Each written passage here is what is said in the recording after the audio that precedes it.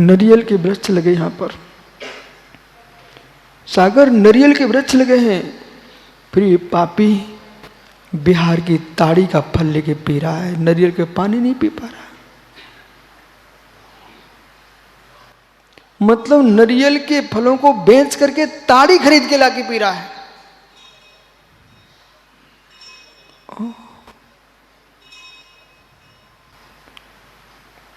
क्या है सब?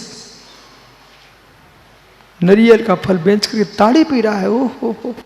गन्ने को बेच करके शराब की बाटल खरीद के लाया। ओ हो। गन्ने को बेच करके शराब खरीद के ला रहा है। ऐसी मनुष्य पर्याय को बेच करके भोगों की शराब खरीद रहा है, मित्र नरक जा रहा है। ओ हो। इतनी उज्जवल पर्याय मिली है, तपस्या करके तू भगवान बन जाता,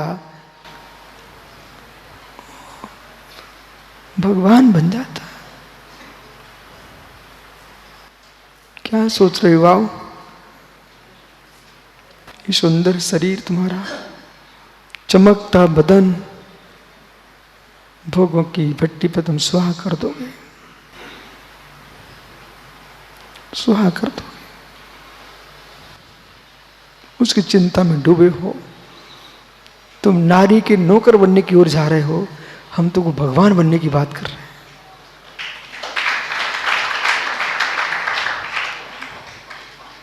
मृग तृष्णा, मृग मरीच का, मृग तृष्णा, मृग मरीच का, अज्ञानात मृग तृष्ण का जल दिया। और शुद्ध ज्ञान में अपी, ये शब्द सुंदर शब्द है, शुद्ध ज्ञान में अपी। ये शब्द क्या कह रहा है? शुद्ध ज्ञान में अपी। देखो वृक्ष, पौधे देखो, देखो ऊपर देखो बेटा, गन्ने लगे ना। शुद्ध ज्ञान में अपी, शुद्ध गन्ने का रस होने पर भी शराब पी रहा है, शुद्ध ज्ञान में होने पर भी मोह की मदिरा को पी रहा है। शुद्ध ज्ञान में पी। किसकी क्या गति होगी, किसकी भविष्य की क्या गति होगी, वर्तमान की मति से मिल लो। किसकी भविष्य की क्या गति होगी, अपनी स्वयं की मति से मिलो। तुम्हारी कौन सी गति होने वाली है? बालक ग्वालियर, बेटा मालूम ग्वालियर में कितने जन मंदिर हैं? गोपाचल जैसा तीर्थ, गोपाचल जैसा तीर्थ, गोपाचल को छोड़ करके गोवा घूमने जा रहे हैं। ओहो, गन्ने का रस छोड़ कर शराब पीने जा रहे हैं। देखो इतिहास में गोपाचल का नाम दर्ज है, बड़े बड़े ग्रंथ लिखे गए गोपाचल पर। रयुदु नाम के कवि हुए बहुत बड़े, उन्होंने गोपाचल के पर्वत पर बैठ करके बड़े बड़े ग्रंथ लिखे हैं। पुष्पदंत नाम के कवि हुए हैं, उन्होंने महापुराण जैसा ग्रंथ लिखा हुआ है। रयुदु कवि तो जैन दर्शन के अपभ्रंश के महान विद्वान रयुदु कवि, जिनकी पूजाएं पूरे देश में प्राकृत में पढ़ते लोग अपभ्रंश में पढ़ते हैं।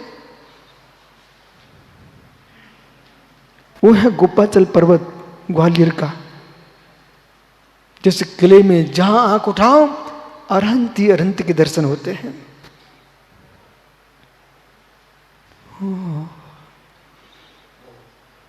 पत्थर की बावड़ी में डुबकी लगाने जा सकते हो। ओ बिक्की भाई, पत्थर की बावड़ी में डुबकी लगाने जा सकते हो, पर पत्थर की बावड़ी में शिव पारसनाथ के दर्शन नहीं कर सकते हो। वहां पर भी ऐसे पापी लोग हैं, वहां पर भी सीसी लेके छुप करके गुफा में शराब पीने जाते लोग। एक वो भव्य है जो कलश लेकर के अभिषेक करने जा रहा है, एक बे पापी वहीं पर लोग शीशियां लेकर छुप के गुफा में घुस जाते हैं। ओहो, यहीं से पता चलता है एक व्यक्ति, मित्र देख धर, एक व्यक्ति अपने कक्ष में माला लेकर के सांस लेकर के स्वाध्याय करने बैठा है, और एक व्यक्ति उसी कक्ष में घुस करके शराब पीने बैठा है, नारियों के पास गया है। धिक्कार हो, जीव की पुण्य पाप की परिणति प्रत्यक्ष में दिखाई देती है। मृग तृष्णा, मृग तृष्णा। एक बहुत ऊंचा भवन बनाते समय शिल्पकार लेबर बाटर लेविल गुनिया टांग देता है, दीवार टेढ़ी ना हो जाए। ये सब कुछ ठीक है, अपने जीवन के परिणामों पर गुनिया टांग के रखो, परिणाम टेढ़े ना हो जाए, गुलिस्तान की गुनिया टांग दो।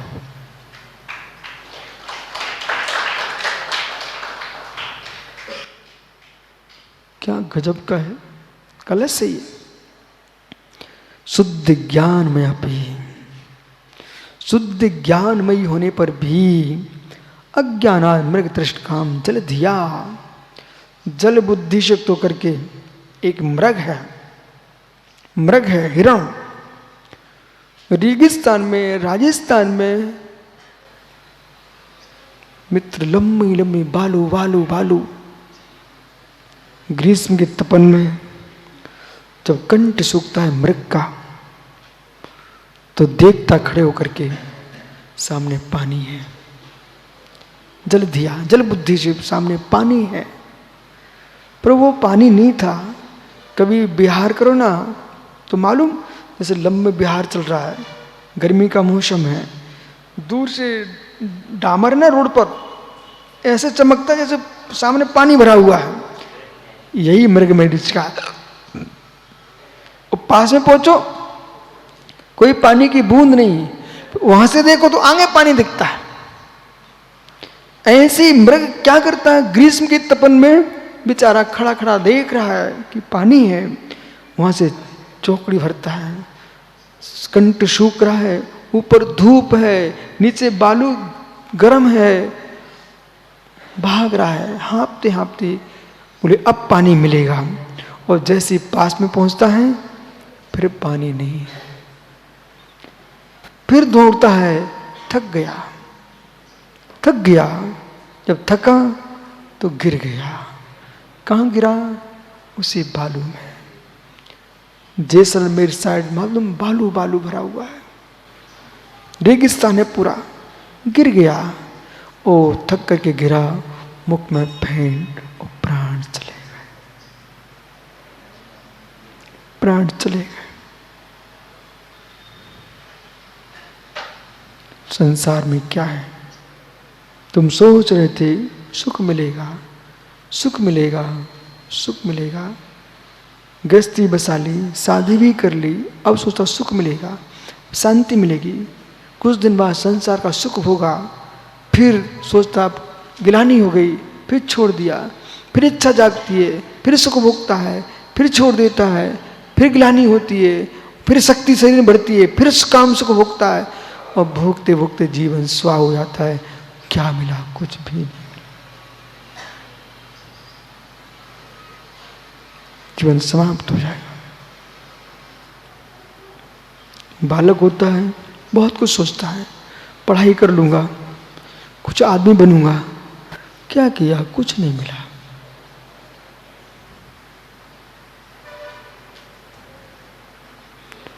ओह, शुद्ध ज्ञान में पे स्वामी अज्ञान में तृष्णा, मृग तृष्ण धावंती पांतु मृगा, जैसे मृग घूम रहा है पानी के लिए, पर पानी नहीं मिला, प्राण चले गए।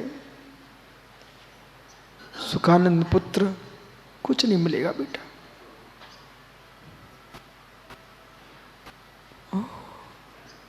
दूसरा दृष्टांत, अज्ञान विकल्प, अज्ञान तमसी द्रवंती, अज्ञान के तब में देख रहा है किसको, रज्जौ जना।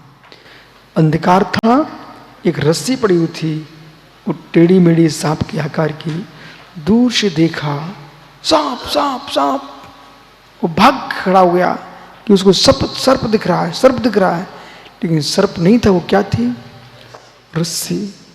अज्ञानातम से द्रवंती, अज्ञान के तप में, अज्ञान के अंधकार में व्यक्ति देख रहा है, समझ रहा है, भुजंगान अध्याय से ना, भुजंग के अध्यवसाय से रज्जु जनाहा, जन जैसे रज्जु को सर्प समझ के भयभीत होकर भाग रहे हैं, रज्जु को, रस्सी को सांप समझ के भाग रहे हैं, और कहीं वो धोखे से स्पर्शित हो जाए तो समझते कि सांप ने डस लिया और मुंह से खा गिर के मर भी जाते हैं, जबकि सांप था ही नहीं।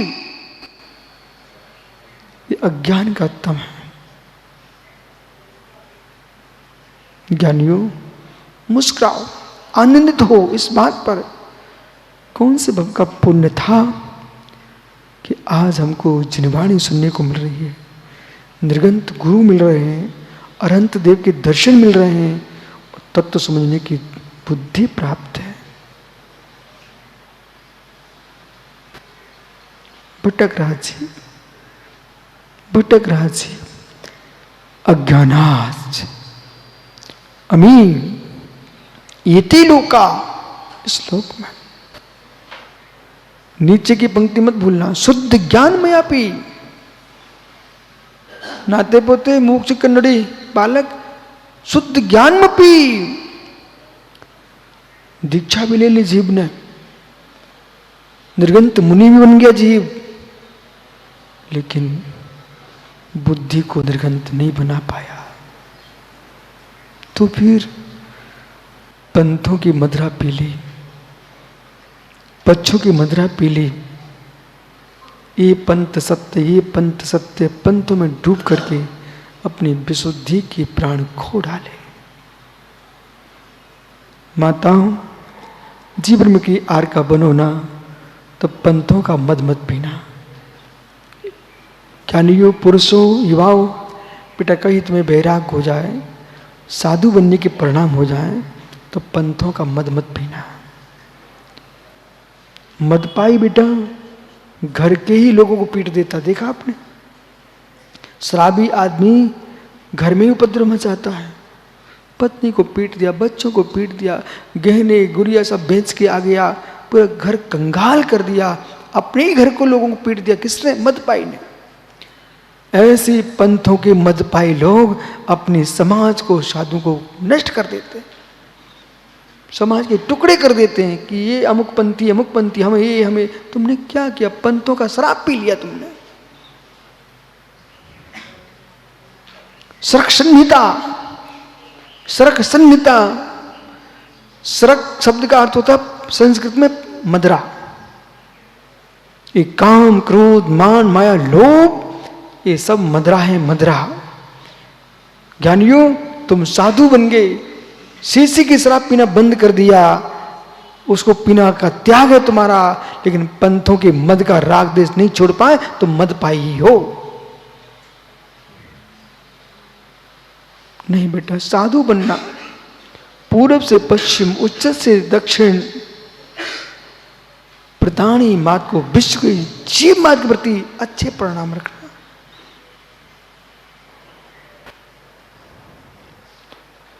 सत्वेश मित्रम, पंडित जी, सत्वेश मित्रम, प्राणी मात के प्रति मैत्री भाव, यह जिन शासन है। राष्ट्र के शासन, भारत शासन अपने देश पर ध्यान देगी, पाकिस्तान अपने देश की भलाई सोचता है, अफगानिस्तान अपने देश की भलाई सोचता है, रूस अपने देश की भलाई देख रहा है, यूक्रेन अपने देश की भलाई देख रहा है, लेकिन जिन शासन विश्व की भलाई देखता है।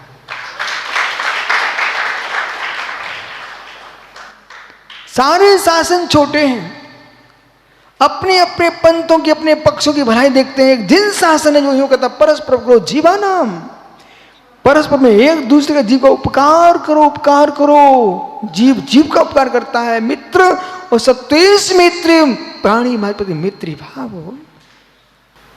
चींटी भी चल रही हो, श्रवण उसकी भी रक्षा करते हैं।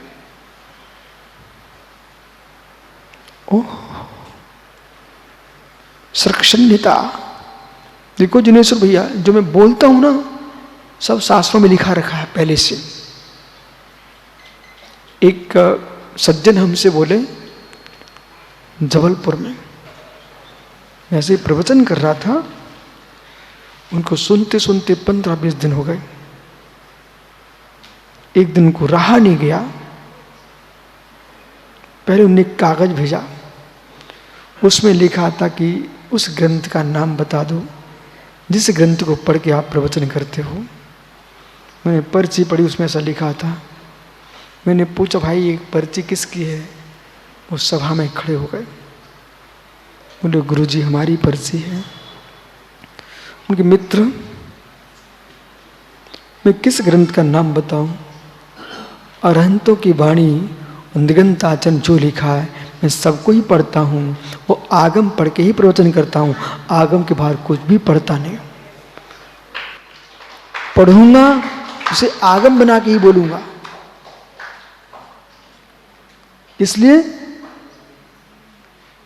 और जिनको लगता है कि क्या बोल रहे हैं, इसका मतलब आपने स्वाध्याय नहीं किया।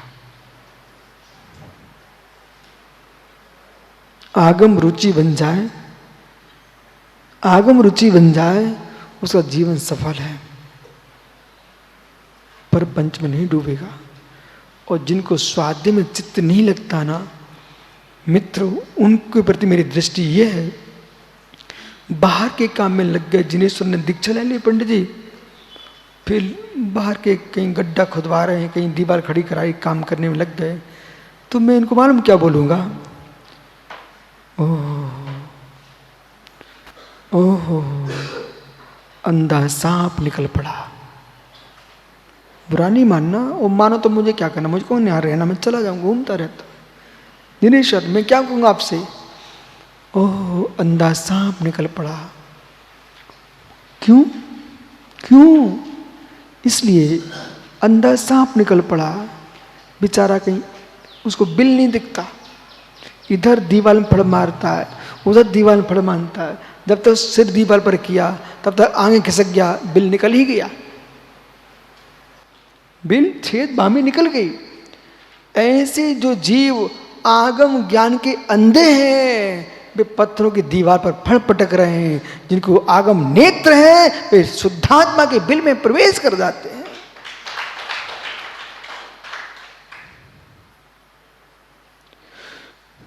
शुद्ध ज्ञान में अभी, शुद्ध ज्ञान में होने पर भी एते लोकाः, ये लोक में स्वतः एव कर्ती भवन्ति, स्वयं ही जगत के कर्ता बन रहे हैं। कभी कभी छोटू ऐसा होता है, न कोई तुम्हारे आगे न पीछे, न तुमको ये मालूम है कि इससे मुझे कुछ न मिलने वाला न जुलने वाला कुछ नहीं है।